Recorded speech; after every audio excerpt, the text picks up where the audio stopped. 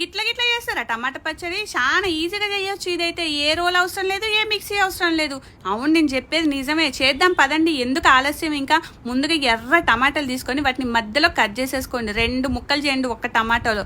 ఆ తర్వాత ఒక ప్యాన్లో నూనె వేసుకొని నూనె వేడెక్కిన తర్వాత ఈ టమాటాలను అందులో పెట్టేసి మూత పెట్టి మగ్గనివ్వాలి. అంతలోపు మనం సన్నగా ఉల్లిగడ్డ పచ్చిమిర్చి కట్ చేసుకుందాం.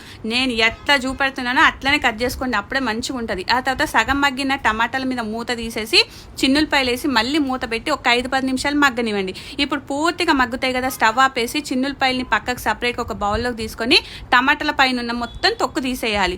ఆ తర్వాత ఏం చేయాలంటే ఒక బౌల్లోకి వేసేసుకొని టమాటా ముక్కల్ని చిన్నులపాయలు మంచిగా స్మాష్ చేసుకోండి.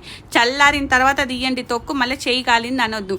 ఆ తర్వాత మనం ముందుగా కట్ చేసుకున్న ఉల్లిగడ్డ పచ్చిమిర్చి సన్నగా తరుముకున్న కొత్తిమీర వేసేసి కొద్ది గరం మసాలా, టేస్ట్కి సరిపడా ఉప్పు కారం వేసేసుకొని సగం అంటే సగం నిమ్మకాయ పిండేసుకొని కలిపి తింటే పుల్లగా ఏమైనా ఉంటుందండి, మస్తు ఉంటుంది. నచ్చిందా మీకు? ఇంకెందుకు ఆలస్యం, ట్రై చేయండి.